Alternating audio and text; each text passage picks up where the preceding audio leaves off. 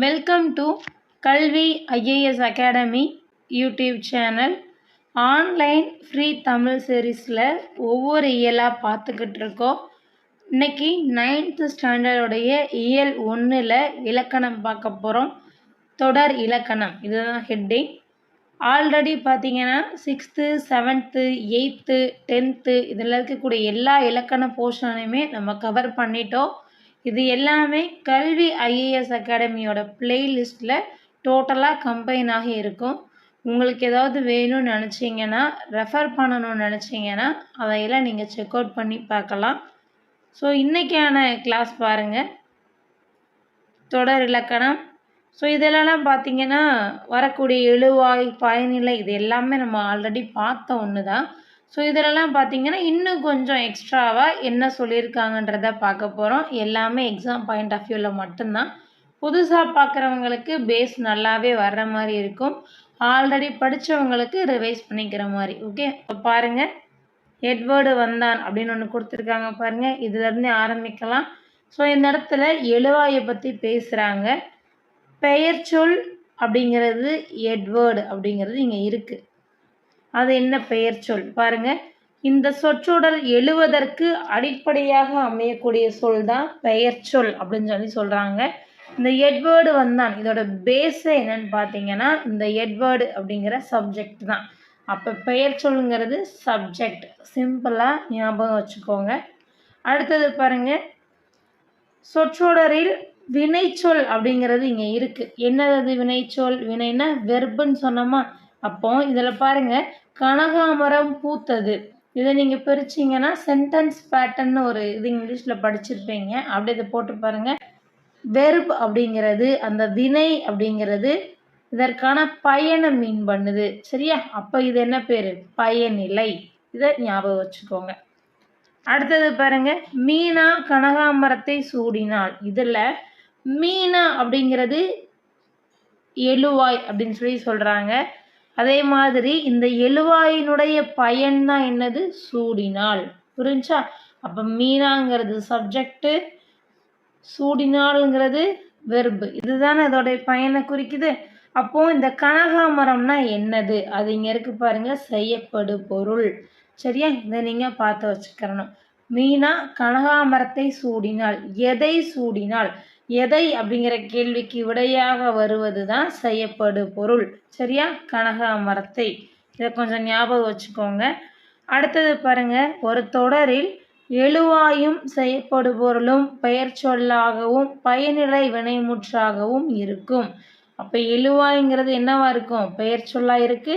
செய்யப்படு பொருள் அப்படிங்கிறது பயனிலை வினைமுற்றாக இருக்கு.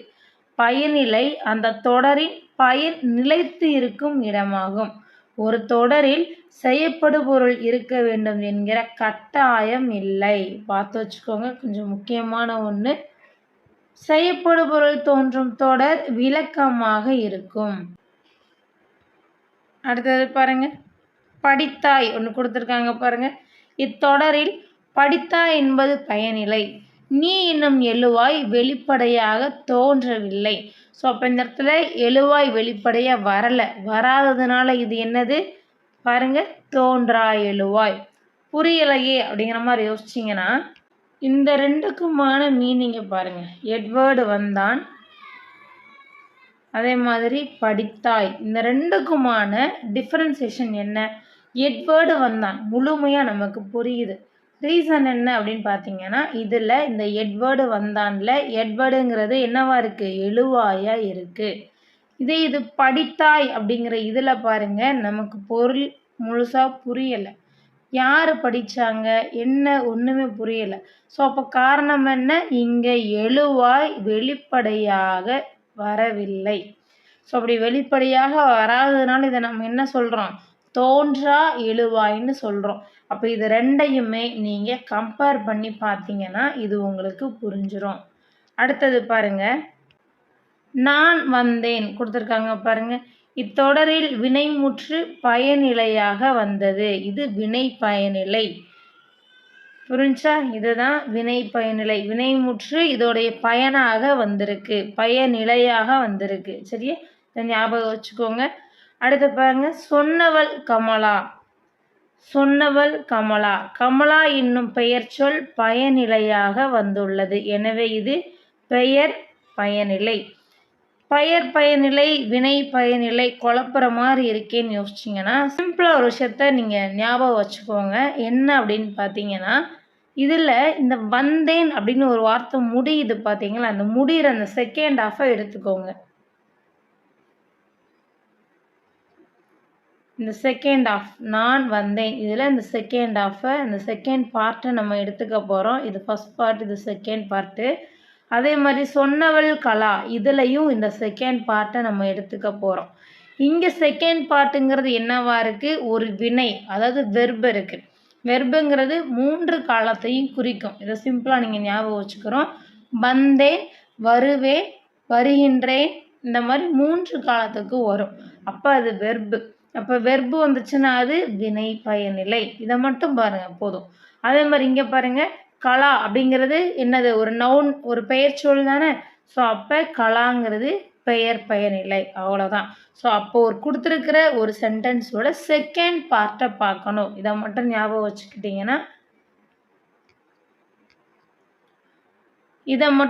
வச்சுக்கிட்டிங்கன்னா இந்த ஏரியா ஈஸியாக இருக்கும். அதே மாதிரி இப்போ பாருங்கள், இப்போ நீங்களே கண்டுபிடிச்சிருவீங்க பாருங்கள். விளையாடுபவன் யார், இது என்ன பயனிலையாக இருக்கும் அப்படின்னு நீங்கள் ஆன்சர் லைட்டாக ஹைட் பண்ணிவிட்டு கொஞ்சம் பாருங்கள். என்ன இதாக இருக்கும், விளையாடுபவன் யார். செகண்ட் ஹாஃபை பார்க்கணுமா, அப்போ செகண்ட் ஹாஃபில் என்ன இருக்குது, கொஸ்டின் மார்க் இருக்குது. அப்போ இது வினா, வினா பயனிலை. தட்ஸ் ஆல், முடிஞ்சிடுச்சு. அடுத்தது பாருங்கள், நான் பாடத்தை படித்தேன். இது பாருங்கள், எடுத்துக்காட்டு பாருங்கள். நான் பாடத்தை படித்தேன். நான்கிறது எழுவாய், பாடத்தைங்கிறது செய்யப்படு பொருள், படித்தேன்கிறது பயனிலை. கொடுத்துருக்காங்களா. இது பாருங்கள், பாடத்தை நான் படித்தேன், படித்தேன் நான் பாடத்தை. இந்த 3ல் நம்ம எப்படி மாற்றி போட்டாலும் பொருள் மாறவில்லை. இது தமிழோட ஒரு ஸ்பெஷாலிட்டி. இது மற்ற லாங்குவேஜுக்கு வராது.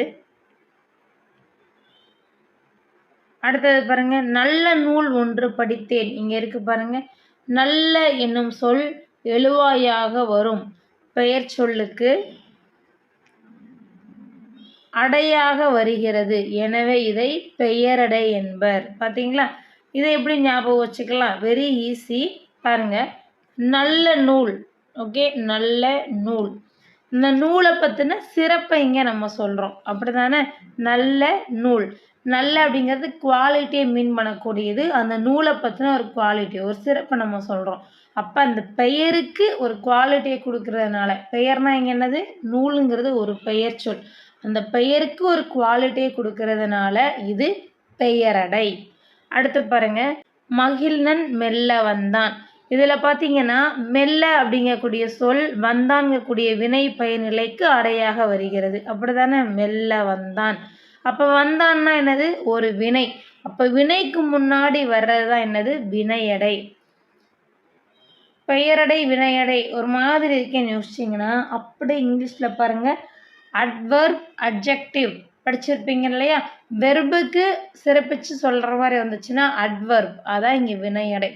அட்ஜெக்டிவ் அப்படிங்கிறது நவுனுக்கு வரும், அதான் இங்கே பெயரடை. அவ்வளோதான் டிஃப்ரெண்ட்டு. இங்கிலீஷ் மீடியம் ஸ்டூடெண்ட்டாக இருக்கீங்க, புரிஞ்சுக்க ஒரு மாதிரி இருக்குன்னா ஒன்றும் பிரச்சனை இல்லை, உங்களுடைய அண்டர்ஸ்டாண்டிங் தான் முக்கியம். இங்கிலீஷில் நான் சொல்கிறத பக்கத்தில் நோட் பண்ணி வச்சுட்டு அதை வச்சு புரிஞ்சுக்கவும் நீங்கள் ட்ரை பண்ணலாம். அண்டர்ஸ்டாண்டிங் மட்டும்தான் இங்கே ரொம்ப முக்கியம். 4 ஆப்ஷன் கொடுத்துட போகிறாங்க, ஒன்றை மட்டும்தான் சூஸ் பண்ண போகிறீங்க. ஸோ உங்களுக்கு கொஞ்சம் ஷார்ட்கட்டாகவோ ஓரளவுக்கு புரிஞ்சுக்க மாதிரி இருந்தாலே போதுமானது தான். அடுத்தது பாருங்க, பந்து உருண்டது அப்படிங்கிறது தன்வினை. உருட்ட வைத்தான் அப்படின்னா பிறவினை. ஒரு செயல் தன்னால் நடந்துருச்சு அப்படின்னா அது தன்வினை. ஓகே, தன்னால் நடக்குது.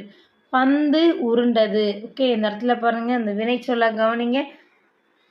உருண்டது அப்படின்னு சொல்லி இங்கே கொடுத்துருக்காங்களா. அப்போ தேர்ட் பர்சனில் இது கொடுத்துருக்குறாங்க. ஹீ, சி, இட்டு இதெல்லாம் படிச்சிருப்பீங்க இல்லையா. இட்டுங்கிறது தேர்ட் பர்சன் சிங்குலர். ஸோ அந்த சிங்குலர் ஃபார்மேட்டிவில் கொடுத்துருக்குது, அதே இங்கே பண்ணதுனால இது தன்வினை. உருட்ட வைத்தான், அப்போ இது ஹீ. ஸோ இது என்ன பண்ணுது, ஒரு ஆண்பாலை குறிக்குது. யாரோ ஒருத்தர் அதை தூண்டி விட்டுருக்காங்க, அப்போ அது பிறவினை. அதுக்கப்புறம் பாருங்கள், பிற வினைகள் விபி போன்ற விகுதிகளை கொண்டும் செய் வை பண்ணு போன்ற துணை வினைகளை கொண்டும் உருவாகின்றன. ரொம்ப ரொம்ப முக்கியம். ஸ்டேட்மெண்ட் பெஸ்ட் மாதிரியான கொஷின்ஸில் கேட்க வாய்ப்பு இருக்கக்கூடிய ஏரியா மார்க் பண்ணி வச்சுக்கோங்க. அடுத்தது பாருங்கள், தன்வினை பிறவினைக்கு ஒரு சில எக்ஸாம்பிள் கொடுத்துருக்காங்க. தன்வினைனா தானாக நடக்கிறது. அவன் திருந்தினான், அவனா திருந்திட்டான், அவனை யாரும் திருத்தலை. அவர்கள் நன்றாக படித்தனர், அது தன்வினை. ஸோ அப்போ இந்த இடத்துல இது எப்படி பிறவினையாக மாற்றலாம், இதையே கொஞ்சம் மீன் பண்ணி பாருங்கள். அவன் திருத்தப்பட்டான்னு இருந்துச்சுன்னா பிறவினை. அவர்கள் நன்றாக படிக்க வைக்கப்பட்டனர்னு இருந்துச்சுன்னா அது பிறவினை. புரிஞ்சா? அவனை திருத்தச் செய்தான். அப்போ இதில் அவன் திருந்தினான்னு இருக்கணும். இந்த பார்த்தீங்கன்னா அந்த ரெண்டும் ஒரே மாதிரி இதுதான். அடுத்து பாருங்க, தந்தை மகனை நன்றாக படிக்க வைத்தார். அந்த மகனை தந்தை படிக்க வைக்கிறார். ஸோ அதனால் அது பிறவினையாக இருக்குது. பள்ளிக்கு புத்தகங்கள் வருவித்தார். அப்போ வருவித்தார்னு இருக்கா. ஸோ இது பிறவினை. இது பள்ளிக்கு புத்தகங்கள் வந்தன அப்படின்னு இருந்துச்சுன்னா தன்வினை. இந்த டிஃபரன்ஷியேஷனோட படிச்சிங்கன்னா இலக்கணம் புரிஞ்சிரும், குழப்பம் வராது. அடுத்து பாருங்க, செய்வினை செய்யப்பாட்டு வினை. இது ரொம்ப முக்கியம். அப்படின்னா என்ன, ஒரு சின்ன இன்ட்ரோடக்ஷன் இருக்குது. செய்பவரை முன்னிலைப்படுத்துவது செய்வினை. செய்யப்படும் பொருளை முன்னிலைப்படுத்துச்சுன்னா அது செய்யப்பாட்டு வினை. புரிஞ்சா? அப்போ செய்வினைக்கும் செய்யப்பாட்டு வினைக்கும் டிஃப்ரெண்ட் இங்கே கொடுத்துருக்குறாங்க. சரி, இதில் பாருங்க, எடுத்துக்காட்டை மட்டும் பார்க்கலாம். அப்பா சொன்னார்னு வந்துச்சுன்னா செய்வினை. தோசை வைக்கப்பட்டதுன்றது செய்யப்பாட்டு வினை. ஸோ சொன்னவர் முதல்ல வந்துச்சுன்னா செய்வினை. இது அவர் சொன்ன அந்த செயல் முதல்ல வந்துச்சு அப்படின்னு சொன்னால் அது செய்யப்பாட்டு வினை. அதே மாதிரி பாருங்க, பாட்டு பாடுகிறாள் செய்வினை. பாட்டு பாடப்பட்டது செய்யப்பாட்டு வினை. டிஃப்ரெண்ட் புரிஞ்சுக்க முடியுதுன்னு நினைக்கிறேன். அடுத்து பாருங்க, இதுக்கும் கொடுத்துருக்குறாங்க. படு என்னும் துணை வினைச்சொல் செய்யப்பாட்டு வினைத்தொடரில் சேர்ந்து விடுகிறது. படு பார்த்து வச்சுக்கோங்க. படு என்பதை போல உன் பெரு முதலான துணை வினைகள் செய்யப்பாட்டு வினைகளாக அமைகின்றன. அவற்றை போலவே எச்சங்களுடன் சேர்ந்து ஆயிற்று, போயிற்று, போனது முதலான துணை வினைகள் உருவாகின்றன. ஸோ இங்கே கொடுத்துருக்கிற இந்த விஷயங்களெல்லாம் கொஞ்சம் ஒர்க் அவுட் பண்ணி பாருங்கள் என்னன்னு. அடுத்து பாருங்க, இந்த ஏரியா ரொம்பவே முக்கியமான ஏரியா. ப்ரீவியஸ் இயர் கொஷினில் இதில் இருந்து கேட்டிருக்காங்க. இது ரொம்ப முக்கியமான பாக்ஸு. பாருங்க, அப்துல் நேற்று வந்தான். அவனா வந்திருக்கான். அப்போ அது என்னவா இருக்கும், தன்வினையாக இருக்கும். வந்தான். அப்துல் நேற்று வருவித்தான். யாரோ ஒன்று வர வச்சிருக்கிறாங்க, ஏதோ ஃபோன் பண்ணியோ சம்திங் ஏதோ நடந்து வர வச்சிருக்காங்க. அப்போ அது பிறவினை. அடுத்து பாருங்க, கவிதா உரை படித்தாள். அப்போ கவிதா தான் படிக்கிறா, கவிதா தான் அது செய்கிறா. சப்ஜெக்ட் முதல்ல வந்திருக்கா, அப்போ அது செய்வினை. உரை கவிதாவால் படிக்கப்பட்டது. அப்போ இது செய்யப்பாட்டு வினை. குமரன் மலையில் நனைந்தான். அவனா உடன்பட்டு விருப்பப்பட்டு நனைகிறான். அப்போ இது உடன்பாட்டு வினைத்தொடர். குமரன் மலையில் நனையவில்லை. எதிர்மறையாக வந்திருக்கா, அப்போ எதிர்மறை வினைத்தொடர். என் அண்ணன் நாளை வருவான். ஜஸ்ட் இது ஒரு நியூஸ் தான். அப்போ இது செய்தித்தொடர். எவ்வளவு உயரமான மரம். பாருங்க, ஆச்சரியக்குறி இருக்கு. அப்போ அது உணர்ச்சி தொடர். உள்ளே பேசி கொண்டிருப்பவர் யார், கொஷின் மார்க். அப்போ அது வினாத்தொடர். பூக்களை பறிக்காதீர், கட்டளை தொடர். இது நாற்காலி, அவன் மாணவன். பார்த்தீங்களா, இந்த ஸ்டேட்மெண்ட்ஸ் வந்துச்சுன்னா பெயர் பயனிலை தொடர். இந்த பெயர் பயனிலை தொடரில் கொஞ்சம் நல்லா பார்த்து வச்சுக்கோங்க. அடுத்ததாக பகுபத உறுப்பிலக்கணம். இது பதம் அப்படின்றதுக்கான பொருள் பாருங்க கொடுத்துருக்குறாங்க. சொல். இது 2 வகைப்படும், பகுபதம், பகாப்பதம். பிரிக்க முடிஞ்சிச்சுன்னு சொன்னால் அது பகுபதம், பிரிக்க முடியலை அப்படின்னா அது பகாப்பதம். ஸோ இப்போ பகுபதத்தை பற்றி முதல்ல பார்க்கலாம். இது 2 வகையாக பிரிச்சிருக்கிறாங்க. ஒன்று பெயர் பகுபதம், இன்னும் ஒன்று வினை பகுபதம். பகுபத உறுப்புகள் எத்தனை, இதே கொஷின் தான். பகுபத உறுப்புகள் 6 வகைப்படும். பாருங்கள், பகுதி, விகுதி, இடைநிலை, சந்தி, சாரியை, விகாரம் கொடுத்துருக்காங்களா? ஸோ இந்த 6க்குமான ஆர்டரை கொஞ்சம் ஞாபகம் வச்சுக்கோங்க. இது ரொம்பவே முக்கியம். இதில் என்ன மாதிரியான கேள்விகள் கேட்பாங்க?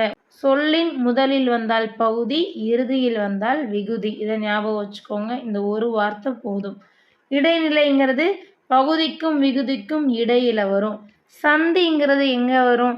பகுதிக்கும் இடைநிலைக்கும் இடையில வர்றது தான் சந்தி. ஓகே. அடுத்து சாரியை அப்படிங்கிறது எங்கே வரும்? இடைநிலைக்கும் விகுதிக்கும் இடையில வந்துச்சுன்னா சாரியை. விகாரம் அப்படிங்கிறது அந்த பகுபத உறுப்புகளில் ஏற்படக்கூடிய மாற்றம். அவ்வளோதான். அப்போ இது எப்படி ஈஸியாக ஞாபகம் வச்சுக்கலாம் பாருங்கள். ஃபஸ்ட் எடுத்தோடனே பகுதி வரணும், லாஸ்ட்டாக விகுதி வரணும். பகுதிக்கு விகுதிக்கு இடையில் வந்தால் இடைநிலை, பகுதிக்கும் இடைநிலைக்கும் இடையில் வந்துச்சு அப்படின்னா சந்தி, இடைநிலைக்கும் விகுதிக்கும் இடையில் வந்துச்சுன்னா சாரியை, இதில் ஏதாவது மாற்றம் வந்துச்சுன்னா அது விகாரம். அவ்வளோதான். இதே மாதிரி படிச்சிங்கன்னா ஈஸியாக முடிஞ்சிடும். ஸோ இந்த இடத்துல கொடுத்துருக்காங்க பாருங்கள், பகுதியை வச்சு ஊரன், ஊர்னா பகுதி, நடிகன் நடி பகுதி, பார் பகுதி, வரைந்தானில் வரைங்கிறது பகுதி, மடித்தாரில் மடி பகுதி, மகிழ்ந்தாளில் மகிழ் பகுதி.